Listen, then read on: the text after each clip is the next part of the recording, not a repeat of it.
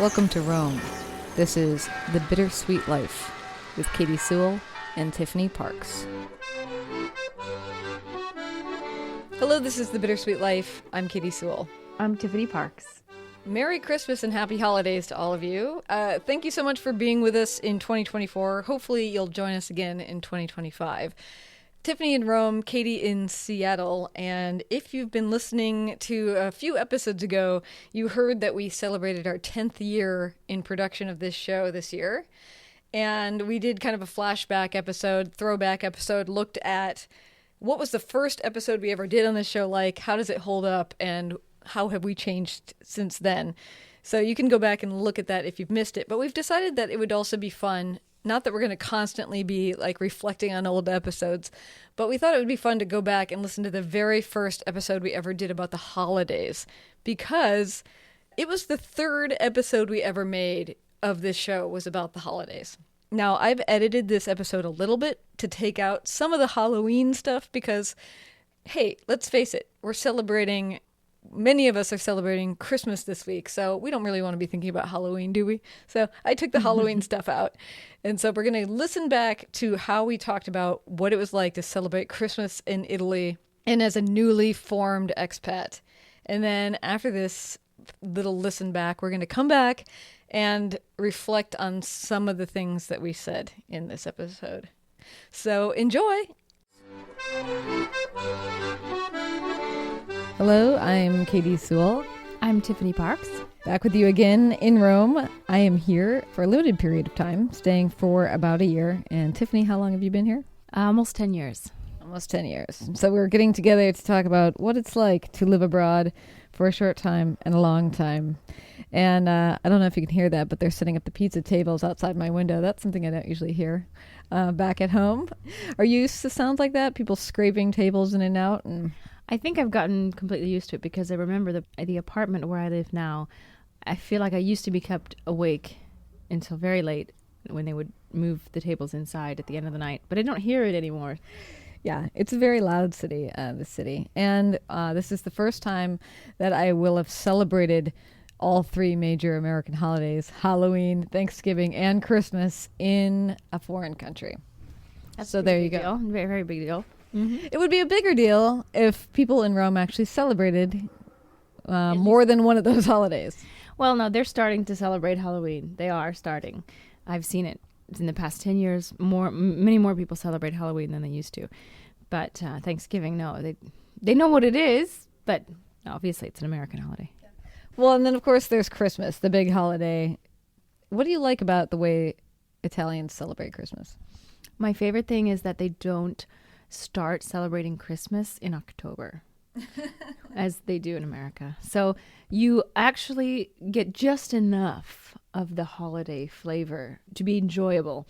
You don't get sick of it. In America, by December 1st, you're already sick of Christmas because you've been hearing Christmas music for a month and a half. That's my number one thing. Most Italians put up their Christmas tree on December 8th on the Feast of the Immaculate Conception. That's the traditional thing to do, although some people start as early as December 1st, but generally not before December 1st. I also like the importance of the nativity scene. That's a very big part of Italian tradition because the nativity scene was born in Naples. Everyone has a nativity scene in their house. Until the last probably 10 years or maybe 20 years, I would say, it was much more common for an Italian to have a nativity scene than a Christmas tree. Now most everyone gets Christmas trees too. But I think that having a nativity scene for an Italian is like having a Christmas tree for an American. Is there a nativity scene in any way different than our nativity scene back in the United States? Well, in essence, no. I mean, the central figures are all the same, except that in Italy, they tend to get very elaborate. So they tend to be 2 or 3 stories high.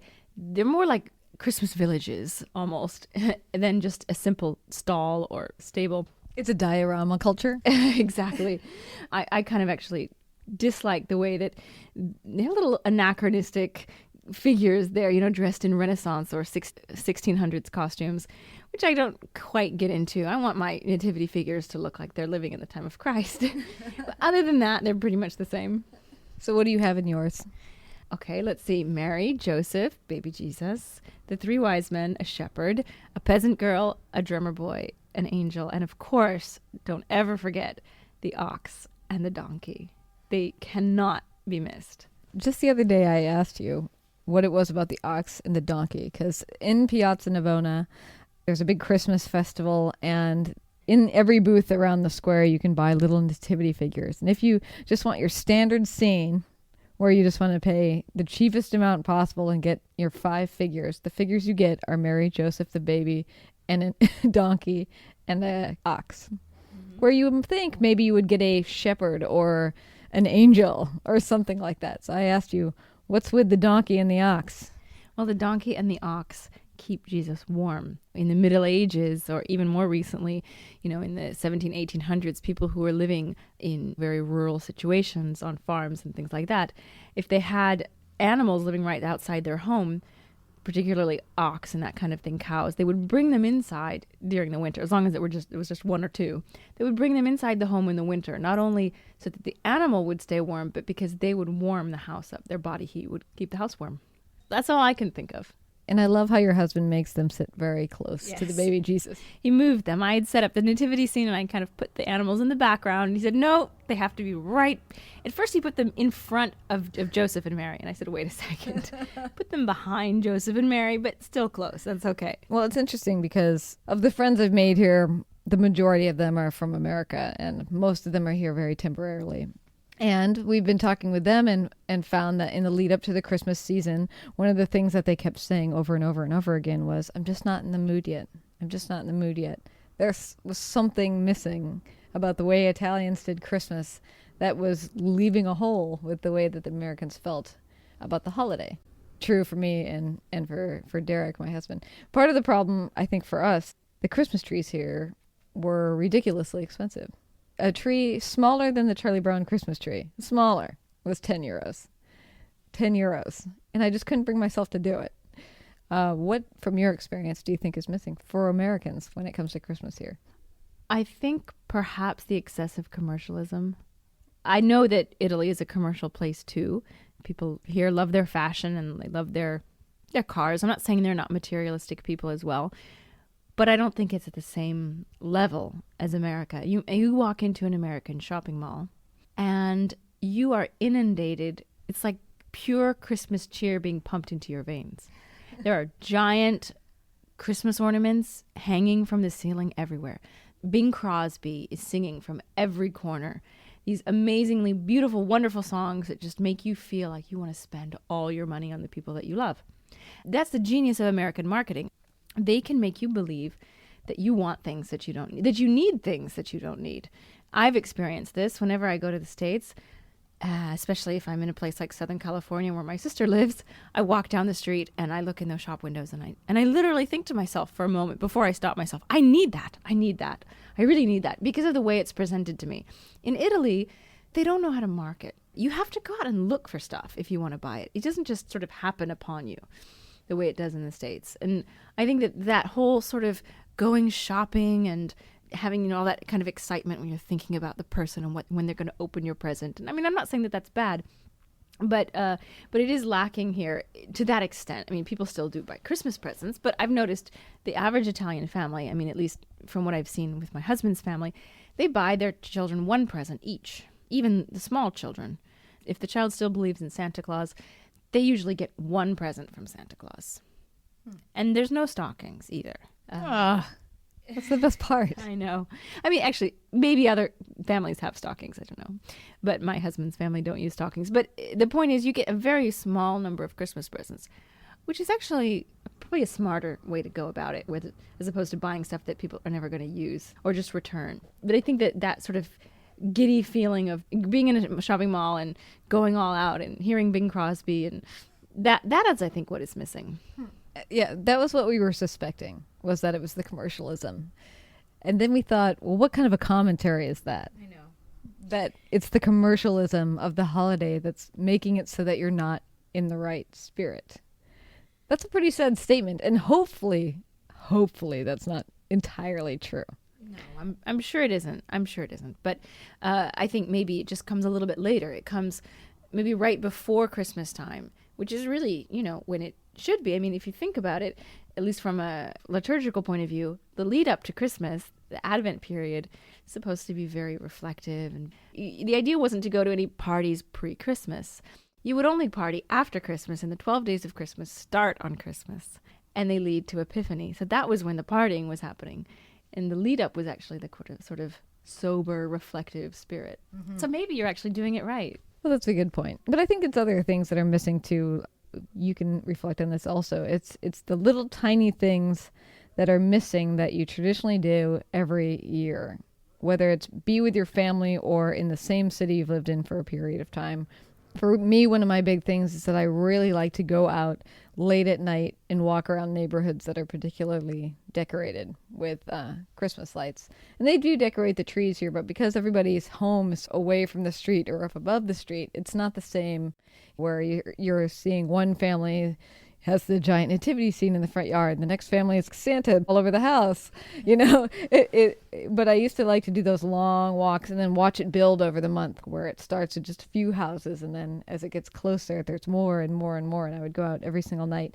That own personal tradition makes it seem different to me this year. And obviously, it's different because I'm in Rome. But I don't know. Were there any traditions you had to let go by the wayside when you decided to move here? It's been so long, I almost can't remember. You've made all your own new traditions. I guess so. I mean, that's the thing. You do make new traditions, and you guys could make a new tradition here that then you could take back to the States with you and do there, which would be really great. Well, we're trying to do that. What do you think it should be? Should the tradition we take home be the thing about the witch? The Befana. Could be. Tell us about the Befana. I don't know the whole story, but Befana is a good witch who brings children candy on the day of the Epiphany. This is somehow supposed to reflect the three wise men bringing presents to Jesus, although I'm not sure how the leap was made between three wise men and a witch. Your husband actually had an interesting theory on it. Yes. I can't quite remember what it was. It's something having to do with Italian, that Befana means... Epiphany. Yeah. Befana.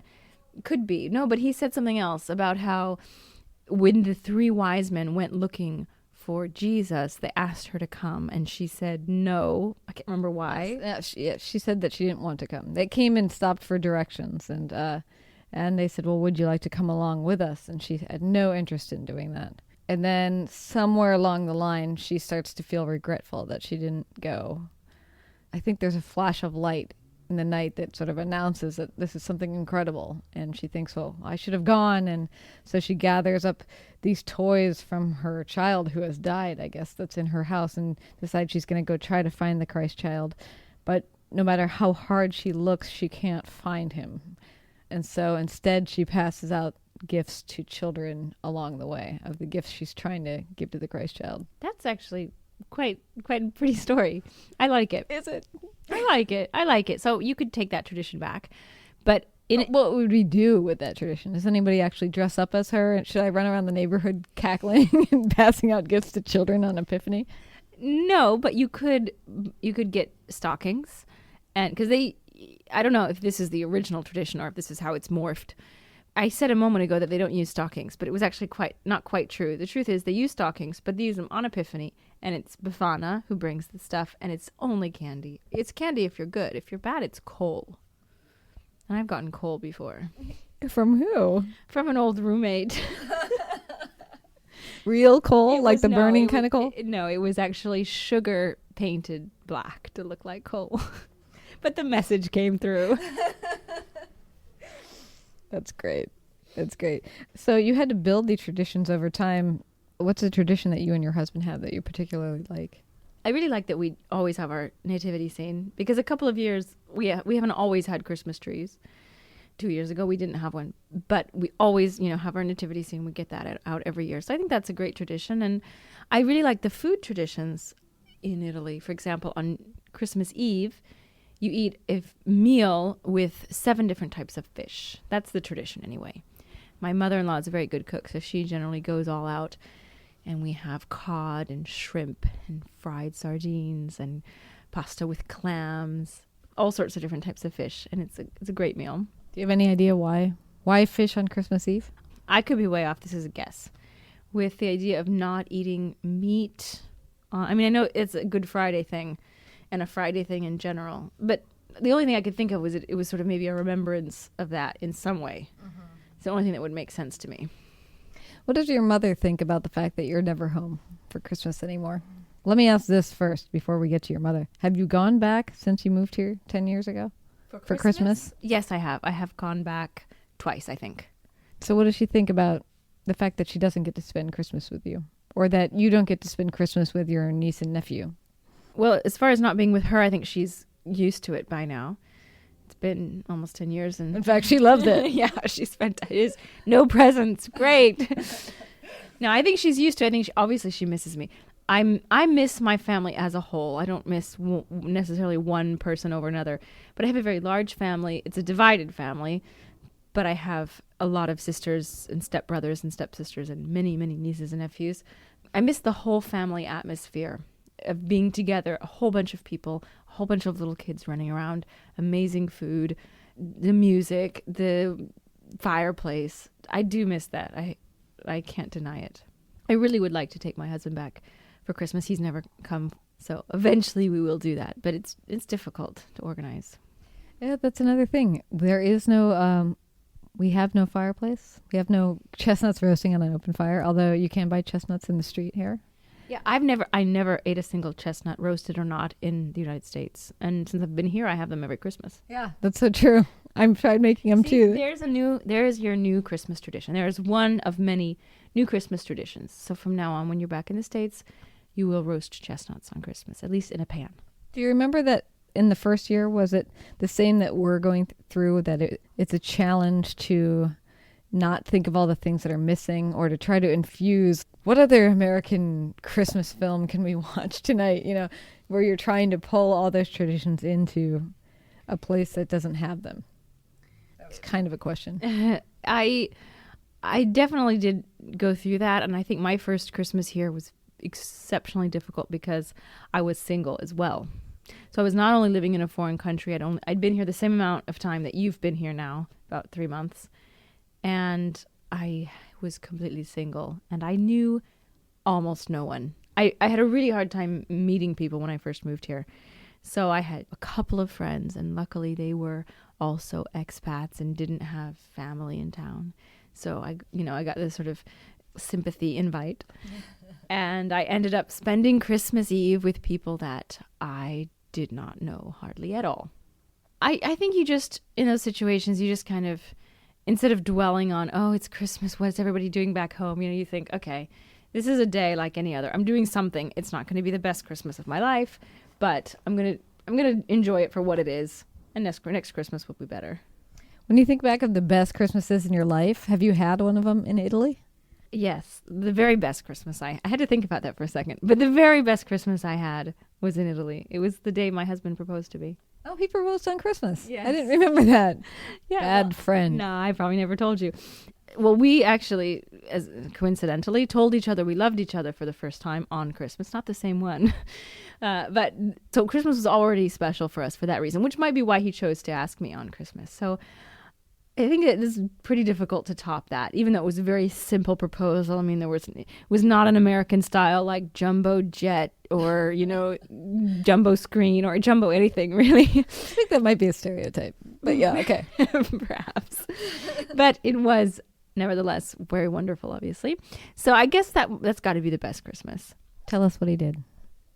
Well, it's very sappy, so bear with us or turn off the podcast.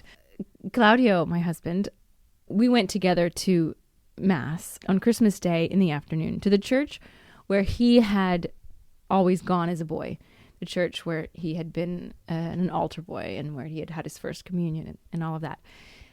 At the end of the Mass, they were playing Silent Night, and everyone was going up to kiss the statue of baby Jesus, which is what they do here. Because here, you don't bring out baby Jesus until actually Christmas Eve. Technically, you should have the nativity scene empty, and then you bring out baby Jesus on Christmas Eve. Well, this was Christmas Day, and they had a doll the size of an actual baby. And everyone was going up to kiss the foot or the hand of baby Jesus. And he turned to me and he said, "This is the church where I grew up. This is where I had my first communion, where I was an altar boy. And that statue of the Madonna, and okay, I was at the time a non-Catholic. So the idea of praying to a statue is still, to me, as someone raised Protestant, is a little bit odd. But he said that statue of Mary is where I said all my prayers as a little boy. And one thing that I prayed for, whether subconsciously or not, was to someday find the person that I was supposed to be with. And that's why I decided that I had to ask you here. That is so cute. Are you in the line to kiss the baby when this happens? No, we were still sitting down. Okay. That's wonderful. So what was your response? Well, the truth is he didn't really give me time to answer. He said, he finally got to the end of the sentence and said, so this is where I've decided to ask you to marry me. And then he just sort of hugged me, and I thought, well, are you going to, actually ask me? And, of course, I said yes right away. And the interesting thing is that he gave me a ring that was actually my own ring, because I knew that I'm one of those people who, I wouldn't trust anyone to pick out an engagement ring for me. I'm just too picky. So he knew this about me. And so I'd lent him a ring that had been my great-great-grandmother's wedding ring, that I sometimes wore around on a chain around my neck. I gave it to him when we first sort of mentioned that we knew we were going in that direction. And he said, what am I going to do? I can't propose to you without an engagement ring. And I said, just use this. If it turns out that you decide not to ask me, just make sure to give it back. So he proposed to me with that ring. But what he didn't know was that the date of that ring, the date of the wedding that was inscribed on the inside of that ring, was December 25th. 1861. So Christmas is a special day for you. Yeah, I think the actual holiday of Christmas is very special. The whole season around it, I think I agree with you. You don't get into it as much here as you do back in the States. There's no ramp up. There's no holiday leading to holiday leading to holiday. That's very true. Did they make a bigger deal about New Year's here? I think it would be about the same. The worst holiday of the year. The worst holiday ever, basically. When you feel like you have to go out, because if you don't go out, you're a loser. Yeah. It's the same. All right, well, we have to leave it there. The next time we talk, I do want to get into the notion of homesickness, which comes up during the holiday season. When you're abroad for the first time, I think a lot of people get homesick, whether they're stationed overseas in a war zone or whether they're here like me for a year or here like you for 10 years. So let's get into that next week, shall we? Let's do it. Okay. And until then, this is The Bittersweet Life. I'm Katy Sewell. I'm Tiffany Parks. All right, so there you have it. The very third episode of this show that was ever created, a reflection on the holidays and the holidays in Italy and as a brand new expat. What do you think, Tiffany? I wrote down some notes of stuff I wanted to remark upon, but was there anything that really jumped out at you? Well, there is actually, which is that things have changed, believe it or not. Again. I was going to ask you that. Mm-hmm. Yeah, because when we taped that, of course, I had been living in Rome for 10 years. And I think it was when we were talking about Halloween, which is not in the episode that you just posted, but I did mention, wow, things have changed in the past 10 years since I moved here. And things have changed again. Honestly, I think it's social media. I really do. I think that being on social media, you see how other cultures celebrate holidays. And there are certain cultures in certain countries that are sort of natural leaders, you know? And I think America is, as far as culture and pop culture goes, America is probably one of the biggest natural leaders in the world. And people tend to, from all over the world, copy the movies that they make and the music that they make and stuff like that. So I don't think that's surprising.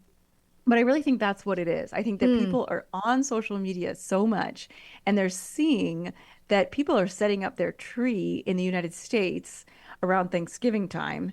And of course, in Italy, there is no Thanksgiving. So there was no clear break, to say, okay, the fall and the fall holidays are over. Now it's Christmas. And so Italians, this is the very, very first year that I have really noticed, at least, maybe it's been happening and I just haven't noticed, that people are putting up their Christmas trees in November.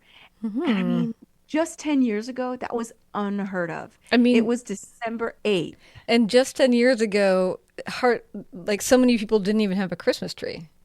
Yeah, I wouldn't wouldn't say so many people. I think families tended to have them, maybe like single people, or couples without kids maybe didn't. But yeah, it wasn't as universal as it was in the States. Now it's not only universal, I mean, Aurelio was, he was really on my case this year from about mid-November.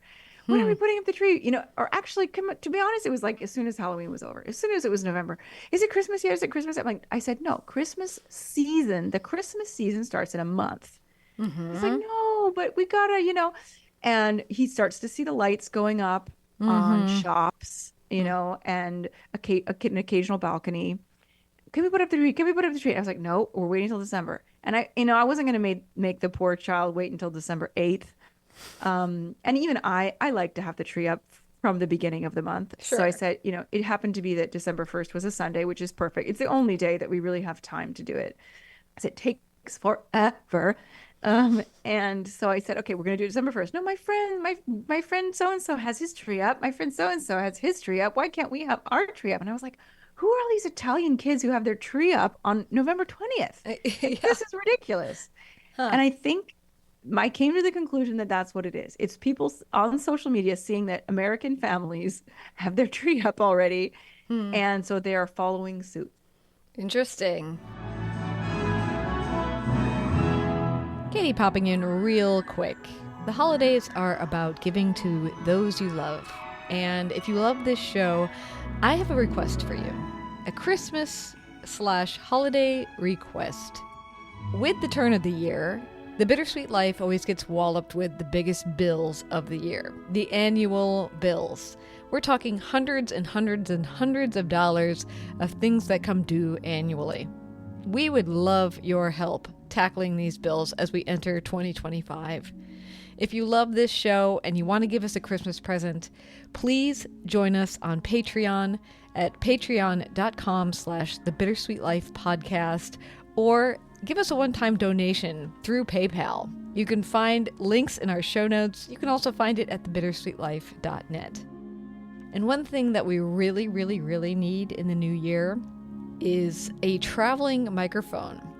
Whenever I travel abroad, whenever we record Rome episodes together in person, I am using a shotgun microphone. That shotgun microphone now is well over 10 years. I've had it since before this show was even born, and it is sounding pretty rough, which means it's got to be replaced if you really want to hear what Rome sounds like. I could really use donations from those of you who love this show, who appreciate it, who want to give back, to pitch in and help me buy that microphone. Again, like I said, one-time donations at paypal.com or through a monthly sponsorship at patreon.com/thebittersweetlifepodcast. Those donations have kept this show going for 10 years, and your donations are what will keep it going moving forward. We are absolutely so very grateful to you. And if you don't have the means to donate or chip in any way right now, especially around the holidays, tell a friend about us. Help spread the word. We need to keep this audience growing to also keep the show going. So happy holidays. Thank you so much for considering us in your holiday gift giving. We appreciate you so much, and we hope that this show brings a lot of joy and entertainment into your life. Back to the show. This is a totally different, separate point, but I just learned this fact that I want to share with you. I don't know, because I remember when I lived there, and Derek and I were looking around to see, like, could we actually get any kind of Christmas tree to put in this house? We couldn't. I mentioned one in the show where I find one that's like basically lower than my kneecap that cost $10. And that was one of the only Christmas trees I saw for sale the entire month I was there. But would you say that most people are using artificial trees, or are they using real trees? Because I don't remember there being real trees all over the place. Yeah, I would say like 95% of people are using artificial trees. People see it as weird to have a real tree. Like, they're like, why would you dig up a tree, Well, you don't dig up a tree. Well, you don't personally, but for somebody grows a tree, I suppose they grow them for that purpose. But, why would you steal a tree from nature when you can just, every year put the same one up and you don't have to pay for it? It's just, you paid once and it's just there. And I was very against the artificial tree when we started with that. which was probably our second time putting up a tree. I used to buy trees, even when I was, single living alone. And it was a pain because here in Italy, they don't cut the tree. And there's no Christmas tree stand that like, I remember when I was a kid, Yeah. I don't know how it works, but like you kind of screw it in there and then Yep. you fill it up with water. There's no Christmas tree stand. It's you buy the tree and it's in a pot, like it's a plant. Uh-huh. So then you have that tree for the rest of your life. Well, people do replant them, but it's very, very rare to get them to survive. It doesn't look the same, I feel like, for some reason, because it's so far, like the branches, the lowest branches are so far off the ground that it doesn't give this sort of same aspect. And so when I finally agreed to do the artificial tree, I've come to appreciate it now. Here is the fun fact that I learned just recently is that Queen Victoria is often credited for making the Christmas tree idea popular worldwide. Because, Yes, I know that. yes, because she, I believe it was her cousin comes from the Germanic background. And so they had a Christmas tree in their house. And then it got publicized in the paper and it was made into etchings. And then people in America saw it and everyone was like, what is this? This seems like a cool thing. And then all of a sudden, it wasn't like the Christmas tree had never been heard of before, but all of a sudden people, like they do in Italy now, had them in their house. Like they mostly had it in their house, as if it was a tradition everyone had always done. But I did learn this year that Victoria actually had 2 artificial trees. So if you have an artificial tree and you think, well, this isn't the way it's supposed to be done. I mean, the woman that made it popular had 2 trees that were fake. So I thought that was pretty interesting. Good to know. That's very good So to know. real and artificial were there from the very beginning of its popularity. Good fact, Katy. Good fact. All right. Well, we don't want to go on too long. So here's another thing I noticed that has changed, where we were talking about the ramp up in America. Specifically, you talk about going to a shopping mall. And that now seems as antiquated an idea. And I don't know if that was COVID or the advent of everything being so online. It doesn't feel antiquated to me to go shopping where there's a bunch of small shops in some neighborhood in Seattle. I'll definitely go Christmas shopping in like little neighborhoods full of small shops. But the idea of actually going into a mall is so far from at least my own personal reality at this point that it's just not a part of the Christmas season for me anymore. And in fact, this morning I was doing some Christmas shopping, and where was I doing it?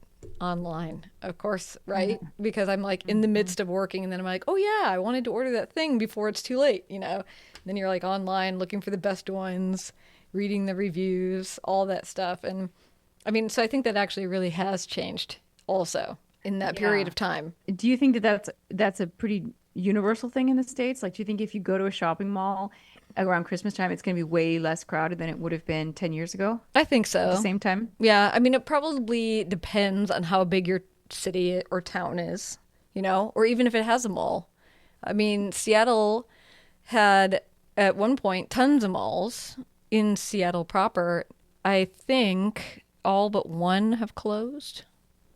I don't think they're there anymore. One of them got remade into a hockey arena. So I don't know. Well, here's another thing I really wanted to comment on, because we do the hypothetical talk through of like what new tradition we'll take home from Italy, where you're like, okay, what is Katy going to take back with her? And we talk about La Befana, the Christmas witch, and I wrote down, nope, didn't take that home. And then we talked about chestnuts roasting on an open fire. Nope, didn't take that home either.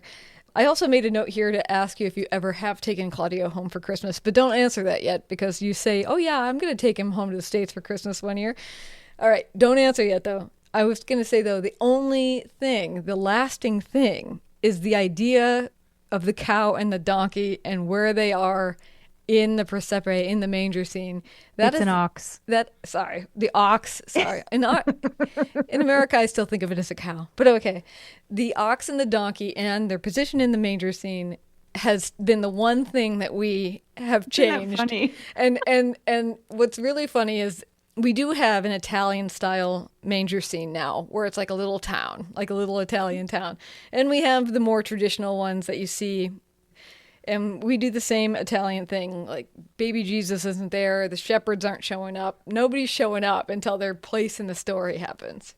So right now, so the 3 kings don't come out until Epiphany. Right. So right now Wow. it's just like a village, an Italian village with townspeople. Like you have townspeople, we have townspeople, with townspeople, and Mary and Joseph are there. They're still getting there though. Derek has them journeying across toward the town, and who's with them but the ox and the donkey?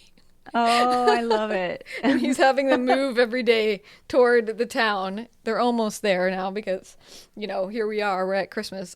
Christmas is coming right up, but they're almost there. But so I thought that was funny that is really the only lasting change is putting the cow, sorry, it's not a cow, the ox and the donkey closer to the action. I love it. I love it. And I love how like that, I don't know, it's such a small detail, but it stuck with you. It did. I think just because it's so funny and weird.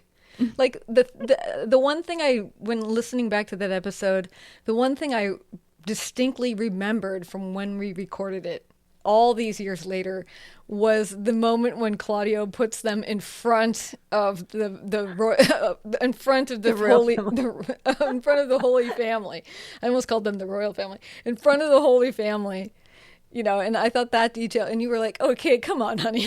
Let's at least be able to see Mary and Joseph and not have this giant ox in front of them. But That's funny because I had forgotten that. And listening back to the episode earlier today, I remembered how much I laughed at that at the time. so what is the answer? Have you taken Claudio home to the States for Christmas in the last 10 years? I haven't. Not for lack of wanting to. He never gets Christmas off. Oh, If he were to take Christmas, we would not be able to take a long vacation at any other time of the year. Unless we took the long vacation at over the Christmas, like 3 weeks over Christmas, which we could do. We could, but because when we go to the States, we want to go for at least 2 weeks, maybe or maybe three. And so if we want that time, we can't split it up between different times of the year. And right. so it's just been really hard. But well, I mean, I'm hoping that his work reality will be changing eventually because I really, really do want to take him home. Last year we went home for Easter, went home. I never use that expression anymore. We went to my mom's house in Arizona, which has never been my home, but we went to her place for Easter, which was nice. And we might do that again this year. Because there are so many holidays that the Vatican gives over Easter that even just and then there's like a couple of other random holidays mixed in there. Like the 1st of May is a holiday that if you take just a few days off, you can actually stretch it out quite a ways. So we're probably gonna be in the States over Easter again this year. All right. Well, and I will remind people who are newer to the show that Claudio works at the Vatican. That's why it matters what the Vatican's schedule is. He works in the Vatican museums.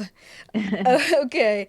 Well, is there anything else you wanted to remark on before we go enjoy The only our thing I would holidays? say is that I do think there's more commercialism in Italy than there was 10 years ago. And then again, that might just be that I have a kid that I, shop for Christmas. It's not just like, oh, I'm gonna buy my boyfriend a gift, and finish it at that. It's like my mother-in-law, my father-in-law, my son, I got the school a gift for the teacher at school, Right. for the piano, and so maybe that's why I'm just more actively doing Christmas shopping. So I see it more, but I feel like it's been ramped up. I feel like the Christmas decorations in the city are they're way stepped up from 10 years ago. Like 10 years ago, it's like we'd be lucky if they lit up Via del Corso. And of course, they always had the Christmas trees.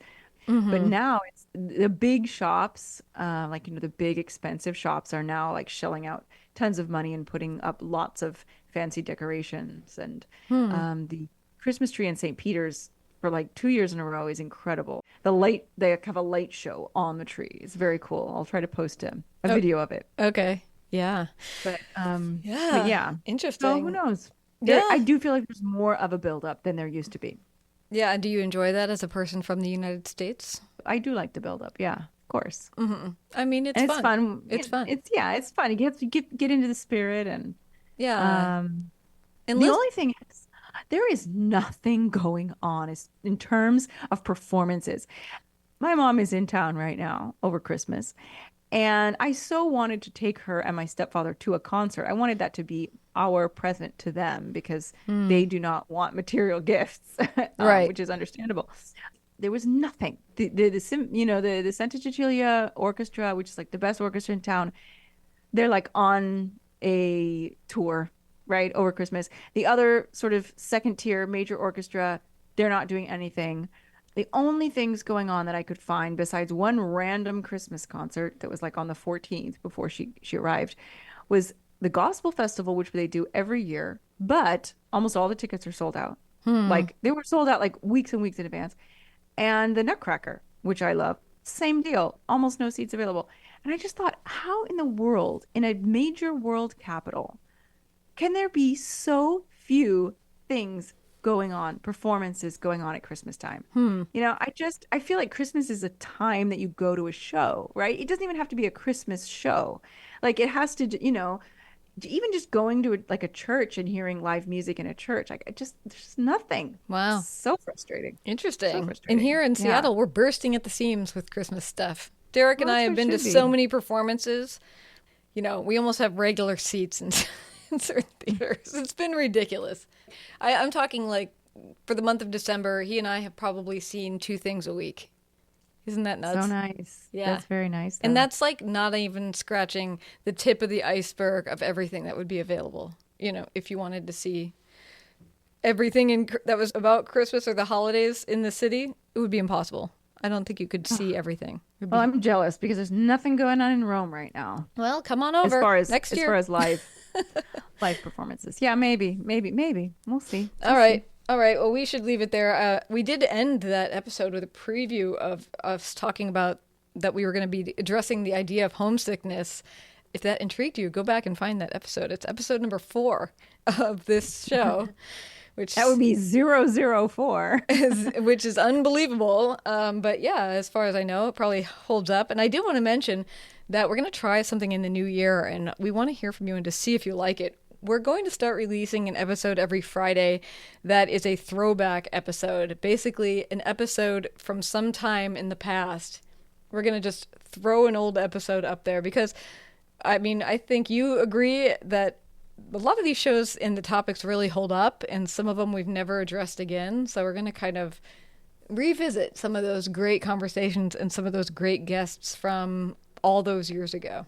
And so we'd love to hear if you enjoy having that extra episode every week. Yeah, and I guess we'll leave it there. That can be our holiday gift to you. Thank you for all that you've done to give back to this show over the last year. And I hope wherever you are that it's a very happy holiday. Merry Christmas, Happy New Year, Happy Hanukkah, and to all, a good night. Bye.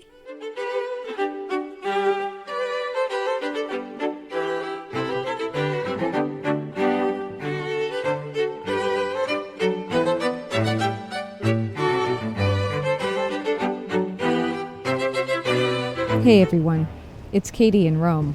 If you like the show, spread the word, tell a friend, and visit our website, thebittersweetlife.net.